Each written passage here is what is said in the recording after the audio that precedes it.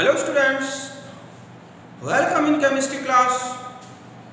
तो हमारा जो यूनिट चल रहा है वो है सॉलिड स्टेट। आज मैं इस यूनिट का एक नया टॉपिक लेकर आया हूँ और वो है लॉज ऑफ क्रिस्टलोग्राफी, क्रिस्टलोग्राफी के नियम।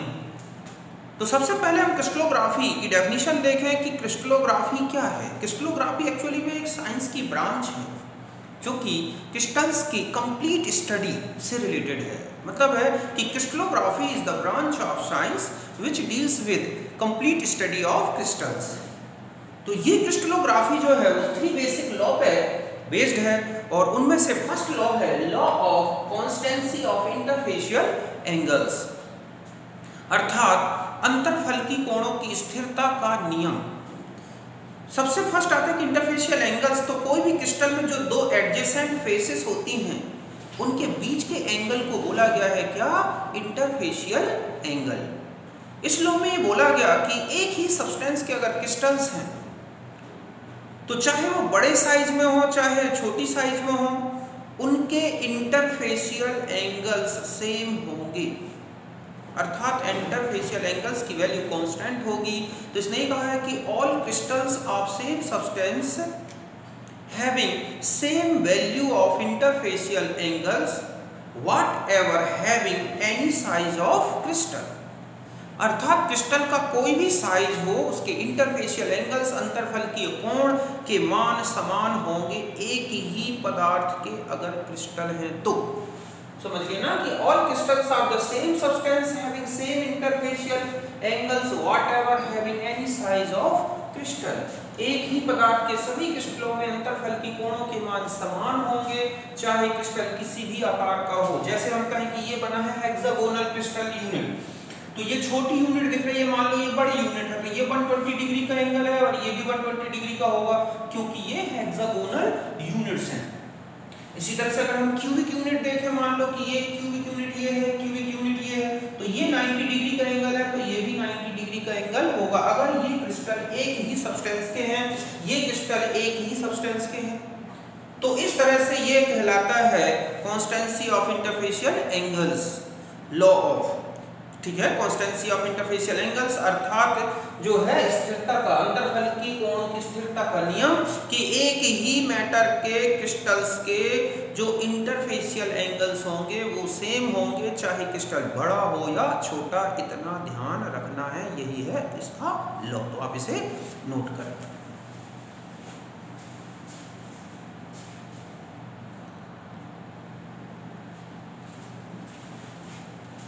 अब हम आते हैं इसका सेकंड लॉ जो कि है लॉ ऑफ, ठीक है, elements of symmetry. Law of elements of symmetry, सममिति के तत्वों का नियम जो है। देखो एलिमेंट्स ऑफ सिमेट्री में पहले बता चुका हूं, ठीक है, centre of symmetry, plane of symmetry, axis of symmetry, ये पहले हम जो है पढ़ चुके हैं। तो यहाँ पर जो लॉ है ये कहता है कि एक ही सब्सटेंस के क्रिस्टल्स हों चाहे वो साइज में बड़े हो या छोटे हो, उनमें एलिमेंट्स ऑफ सिमेट्री सेम होंगे। मतलब all crystals of same substance possess same elements of symmetry whatever having any size of crystal। Crystal का कोई भी साइज हो उसके अगर एक ही मैटर, एक ही सब्सटेंस के अगर क्रिस्टल्स हैं तो उनमें एलिमेंट्स ऑफ सिमेट्री सेम होंगे। जैसे क्यूबिक सिस्टम है, अब क्यूबिक क्रिस्टल चाहे छोटे हो चाहे बड़े, उनमें टोटल एलिमेंट्स ऑफ सिमेट्री अगर आप कैलकुलेट करोगे तो वो 23 ही आएंगे। समझ गए ना? तो मैंने यही लिखा है कि all crystals of the same substance possess same elements of symmetry whatever having any size of crystal. एक ही पदार्थ के सभी क्रिस्टलों में सममिति के तत्वों के मान समान होंगे चाहे क्रिस्टल किसी भी आकार का हो। जैसे हम ये कहें क्यूबिक क्रिस्टल बना है, ये बड़ा क्रिस्टल है, मान लो ये छोटा है, तो अगर इसमें प्लेन ऑफ सिमेट्री आप देख रहे हैं, वर्टिकल और हॉरिजॉन्टल अगर दिख रहे हैं प्लेन ऑफ सिमेट्री, तो इसमें भी बिल्कुल वैसा ही एक प्लेन ऑफ सिमेट्री, ये दो प्लेन ऑफ सिमेट्री दिखेंगी। अगर हम एक क्यूबिक सिस्टम लेके जो है घनी तंत्र लेते हैं तो हम जानते हैं कि उसमें टोटल 23 एलिमेंट्स ऑफ सिमेट्री होंगे जिनमें आयोटा 1 आयोटा मतलब सेंटर ऑफ सिमेट्री, ये है प्लेन ऑफ सिमेट्री 9 और ये है सीपी कहलाता है, इसको बोलते हैं एक्सिस ऑफ सिमेट्री 13। मतलब हम अगर ये कहें कि इसमें भी आयोटा 1, सिग्मा जो है 9 और सीपी कितने होंगे 13, तो इसमें भी आयोटा 1, ठीक है, सिग्मा 9 और सीपी कितने होंगे 13। तो यहाँ पर भी 23 और यहाँ पर भी 23। साइज का कोई फर्क नहीं पड़ेगा, अर्थात एक ही सब्सटेंस के अगर क्रिस्टल हैं तो उनमें एलिमेंट्स ऑफ सिमेट्री बिल्कुल सेम होंगे। यही है law of elements of symmetry. इससे पहले मैंने एलिमेंट्स ऑफ सिमेट्री की टोटल स्टडी, टोटल डिटेल बताई है, आप उस वीडियो को देखें, आपको समझ में आ जाएगा किस तरह से 23 मैंने कैलकुलेट करके दिखाए हैं। तो आप इसे नोट कर लें, समझ गए बच्चों? ओके।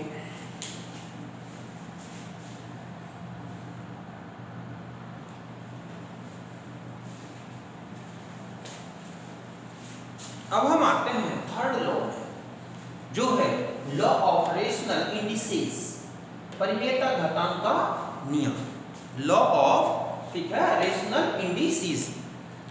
तो इस देखो ये रूल ये कहता है, ये लॉ ये कहता है कि अगर किसी यूनिट में 3 एक्सिस, जो हम जिन्हें हम क्या बोलते हैं क्रिस्टलोग्राफिक एक्सिस, अगर 3 एक्सिस क्रिस्टल के सेंटर ऑफ सिमेट्री से ली जाए तो इन 3 एक्सिस में किसी भी क्रिस्टल प्लेन द्वारा जो बनाए गए इंटरसेप्ट्स होंगे वो या तो बिल्कुल बराबर होंगे या सिंपल होल नंबर रेशियो में होंगे।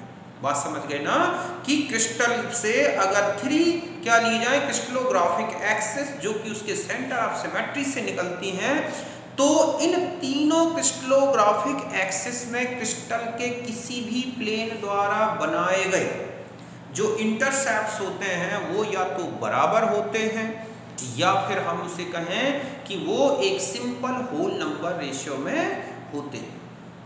समझ गए ना कि the 3 intercepts of plane in crystals with the crystallographic axis either are equal और या कह सकते हैं सिंपल होल नंबर रेशियो। तो यही इसने कहा है कि 3 intercepts of any plane of crystal with the crystallographic axis are either equal, समझ गए ना, और some simple whole number ratio, crystal के किसी भी तल द्वारा तीनों अक्षों पर बनाए गए अंतःखंड या तो बराबर होंगे या एक पूर्ण सरल अनुपात में होंगे। जैसे हम एक क्यूबिक सिस्टम ले लें, क्यूबिक सिस्टम में मान लो ये है A, B और C, तो इंटरसेप्ट्स, ठीक है, एक क्यूबिक सिस्टम में लें और किसका, अगर हम एक ये लें ABC, ठीक है, क्रिस्टल प्लेन, ये हमारा क्रिस्टल प्लेन है ABC, तो ये है इंटरसेप्ट, ये कहलाता है ओरिजिन पॉइंट, ये है इंटरसेप्ट पॉइंट। तो इस इंटरसेप्ट पॉइंट से लेके ओरिजिन पॉइंट तक का ये डिस्टेंस कहलाएगा हमारा क्या, इसको बोलेंगे हम इंटरसेप्ट। तो ये जो सरफेस है सामने की वो यहाँ पर इंटरसेक्ट कर रही है, ठीक इसी तरह से ये वाली जो एक्सिस y है वो इस सरफेस को B पर इंटरसेक्ट कर रही है, इसी तरह C पर ये Z वाली एक्सिस इंटरसेक्ट हो रही है। तो इस तरह से ये इंटरसेप्ट्स हैं A B C। तो अगर हम एक क्यूबिक सिस्टम लें तो A B C का रेशियो हमेशा बराबर रहेगा, अर्थात 1:1:1। क्यों? क्योंकि इनकी तीनों जो मतलब इसकी जो लेंथ है, हाइट है, विड्थ है, बिल्कुल बराबर होगी। तो ये इंटरसेप्ट्स क्या होंगे, बिल्कुल बराबर होंगे। अब मान लो हम एक रोम्बिक ऑर्थोरोम्बिक सिस्टम ले लें, तो ऑर्थोरोम्बिक सिस्टम में हम जानते हैं कि तीनों इंटरसेप्ट्स जो होंगे वो अलग अलग होंगे। मान लिया जाए कि ये x एक्सिस पर क्या है A और ये y है और ये z है, हम इसे ले L, M और N। तो हमारे पास जो ये इंटरसेप्ट्स अगर हम देखें कि ये मान है कि ये हमारा x एक्सिस पर A है, y एक्सिस पर B है जो कि 2a के बराबर है, और C एक्सिस ये जो Z एक्सिस पर अगर हम लें तो वो C है जो 3a के बराबर है। तो A B C का जो रेशियो है इंटरसेप्ट्स का वो इस तरह से ये हो गया A2A3। मतलब अगर हम इसे और सिंपल केवल इनके नंबर लें तो ये हो गया 1:2:3। तो इस तरह के ये जो नंबर आते हैं इनका एक नाम है वाइस इंडिसेस। समझ गए ना? ये अगर इंटरसेप्ट्स ऑलरेडी क्या हो जाए आपके कि होल नंबर में आ जाते हैं तो आपको कुछ करने की जरूरत नहीं है, वही रेशियो ले लें। लेकिन अगर कहीं पर इंटरसेप्ट्स ठीक है, रेशनल रेशियो में आ जाए अर्थात फ्रैक्शन में आ जाए या फिर इन्फिनिट रेशियो में आ जाए, तब इन्हें होल नंबर में लाने के लिए इनका रेसिप्रोकल लिया जाएगा और उस रेसिप्रोकल वैल्यू को ही हम क्या बोलते हैं, मिलर इंडिसेस। तो पहले आप इसे नोट कर लें, फिर मैं मिलर इंडिसेस के बारे में बताता हूं। तो आप समझ गए होंगे कि किसी भी क्रिस्टल यूनिट के अंदर बनने वाले जो इंटरसेप्ट्स हैं तीनों क्रिस्टलोग्राफिक एक्सिस पर किसी भी प्लेन द्वारा वो या तो बराबर होंगे या एक सिंपल होल नंबर रेशियो में होंगे। अर्थात इस तरह से क्यूबिक सिस्टम में लें तो ये 1:1:1 में होंगे क्योंकि तीनों इंटरसेप्ट्स बराबर होंगे। अगर मान लो यूनिट जैसे टेट्रागोनल है या ऑर्थोरोम्बिक है या और भी जो भी आपने सारे क्रिस्टल सिस्टम में पढ़े, उनके जो इंटरसेप्ट्स होंगे वो बराबर नहीं होंगे, लेकिन उनमें एक सिंपल होल नंबर रेशियो होगा। और उसे हम इस तरह से एक एग्जांपल लेके समझ रहे हैं कि ये है x, y और z पर ये 3 a b c जो है हमारे जो इंटरसेप्ट्स बन रहे हैं, तो a b 2a के बराबर है और c 3a के बराबर है, तो इनका रेशियो आया 1:2:3। इन नंबर्स को बोलते हैं वाइस इंडिसेस। ठीक है, तो आप इसे नोट कर लें।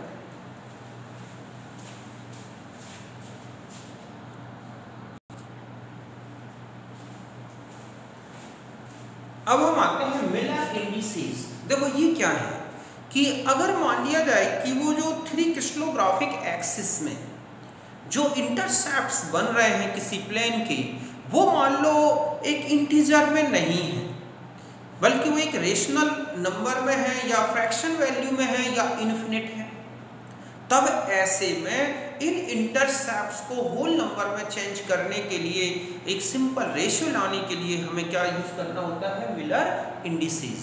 इसके लिए क्या करोगे आप कि आपको जो भी इंटरसेप्ट्स दे रखे हैं उनके जो वाइस इंडिसेस हैं, ठीक है, उनका रेसिप्रोकल लो और रेसिप्रोकल को उनके प्रत्येक रेसिप्रोकल वैल्यू को उनके एलसीएम से मल्टीप्लाई कर दो। अब जो वैल्यू आएगी, जो रेशियो आएगा, वही क्या है, मिलर इंडिसेस। समझ गए ना कि आपको क्या करना है। मान लिया जाए कि ये एक हमारा क्रिस्टल प्लेन है, ठीक है, जो 3 एक्सिस को कट कर रहा है, इंटरसेक्ट कर रहा है। तो आप देखें कि मान लो ये A है, ये B है और ये है C। मैं ये कह रहा हूं कि इनके जो इंटरसेप्ट्स हैं वो इस तरह से हैं। A को A मान लें, B जो है a/2 के बराबर है और C a/3 के बराबर। तो यहाँ पर अगर हम देखें कि ABC का रेशियो आया a/2 a/3 मतलब 1 ठीक है, 1/2 रेशियो 1/3। ये जो नंबर आए ये क्या है हमारे में वाइस इंडिसेस, जो कि किसमें है, एक रेशनल रेशियो में। अब हमें क्या करना है, इनको एक किस में कन्वर्ट करना है, एक होल नंबर में। तो हम इनका रेसिप्रोकल लेंगे। इस रेसिप्रोकल वैल्यू को ही हम क्या बोलते हैं, मिलर इंडिसेस, मतलब HKL से रिप्रेजेंट करते हैं। तो हम इसे लिखेंगे 1/1, इसको क्या लिखेंगे 1/1/2 और ये क्या है 1/1/3। तो ये आ गया 1:2:3। इसका एलसीएम तो बन ही रहेगा। तो इस तरह से ये जो रेशियो आया यही क्या है, मिलर इंडिसेस। समझ गए ना कि अगर हमारे पास कोई ऐसा इंटरसेप्ट रेशियो आता है जो कि रेशनल रेशियो में है या फ्रैक्शनल में है, तो हम उसे रेसिप्रोकल लेकर, उसका एलसीएम लेकर हम उसे किस में चेंज कर मल्टीप्लाई करते हैं, एलसीएम से और रेसिप्रोकल को, और उससे हमें क्या मिल जाएगा, एक सिंपल होल नंबर रेशियो। तो वो जो आएगा वही हमारा क्या है, मिलर इंडिसेस। तो आप इसे नोट कर लें।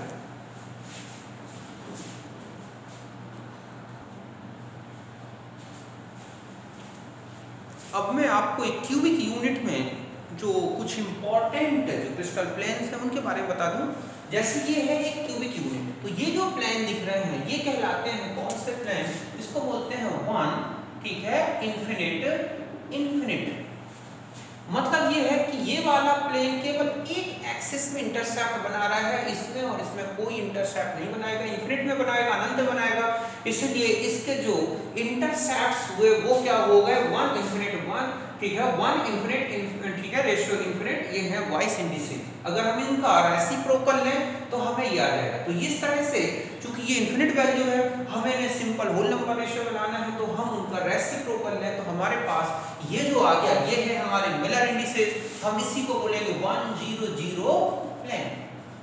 ठीक इसी तरह से आप देख रहे हैं कि क्रिस्टल में इस तरह के जो आप देख रहे हैं कि फेस डायगोनल में दिख रहे हैं, ये जो प्लेन हम दिख रहे हैं वो कहलाते हैं वन वन इन्फिनिट प्लेन। क्यों कहलाते हैं? क्योंकि ये प्लेन में अगर आप दो एक्सेस को लें तो ये वाला जो ये वाला प्लेन है या ये वाला जो प्लेन है, आगे चल के अगर इसी को आगे बढ़ाते जाओगे तो वो इसको भी कट कर देगा, इसको कट कर रहा है। तो मतलब ये जो प्लेन है वो यूनिट को, मतलब जो क्रिस्टलोग्राफिक एक्सिस की जो क्रिस्टलोग्राफिक एक्सिस है उनको दो जगह कट करेगा, लेकिन तीसरे पर इन्फिनिट में कट करेगा। इसीलिए इसका जो इंटरसेप्ट होगा 1:1 इन्फिनिट होगा, और उसका अगर हम मिलर इंडिसेस लें तो 1:1:0, अर्थात हमारे पास ये जो क्रिस्टल प्लेन है वो कहलाएगा 1:1:0 प्लेन। और अगर आप झुके हुए प्लेन देख लें तो ये तीनों एक्सिस को कट कर देंगे, तो ये जो कहलाएंगे 1:1:1 प्लेन, ठीक है, ये इस तरह से। और अगर हम उनका इंटरसेप्ट रेशियो लें या उनका मिलर इंडिसेस निकालें तो ये निकलाएंगे।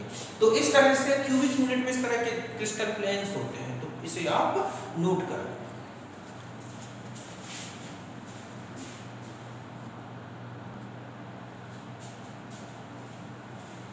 अब आपको मैं एक सिंपल क्यूबिक सेल में जो perpendicular distance between adjacent plane, अर्थात निकटवर्ती जो प्लेन है ये, इनके बीच की डिस्टेंस निकालनी हो, लंबवत दूरी पर, ठीक है, परपेंडिकुलर डिस्टेंस। तो ये फॉर्मूला होता है DHKL, A/h का स्क्वायर प्लस k का स्क्वायर प्लस l का स्क्वायर, ठीक है। जहां पर यह जो है आप देख रहे हैं, ये है h, ये है k और ये है, इसके बेस पर निकालते जाएं। अगर हम कहें कि ये दो प्लेन हैं जो कि, ठीक है, 1:0:0 प्लेन और ये भी 1:0:0 प्लेन है, तो इनके बीच की डिस्टेंस निकालोगे तो वो a के बराबर आएगी। ठीक इसी तरह से ये है हमारा 1:0, ठीक है, 1:1:0 प्लेन और ये है 1:1:0, तो इसके बीच की डिस्टेंस निकालोगे तो a/2 निकलेगी। और यहाँ पर ये 1:1 और 1:1 प्लेन ये है, तो इनके बीच का जो डिस्टेंस d निकालोगे तो a/√3 निकलेगी। तो ये सिंपल क्यूबिक सेल में है। ऐसे ही BCC, FCC उनके लिए भी इसी तरह के उनके प्लेन की क्या निकाले गए हैं d, तो हम उनकी इतनी जरूरत नहीं पड़ेगी। तो इस तरह से d, ठीक है, ये है रेशियो 1:1:0 और ये है d 1:1, तो ये a/√2 a/√3 और इनका सिंपल रेशियो निकाल सकते हैं। तो यहाँ के ऑब्जेक्ट के लिए काम आता है, ठीक है। तो इस तरह से मैंने मिलर इंडिसेस बता दिए और उनके जो क्रिस्टल प्लेन्स हैं उनके बीच की डिस्टेंस निकालने का फॉर्मूला बता दिया। तो आप इसे नोट कर लें और अच्छी तरह समझें। अब आपको कोई प्रॉब्लम नहीं रहेगी। तो हम मिलते हैं नेक्स्ट वीडियो में। Thank you, bye.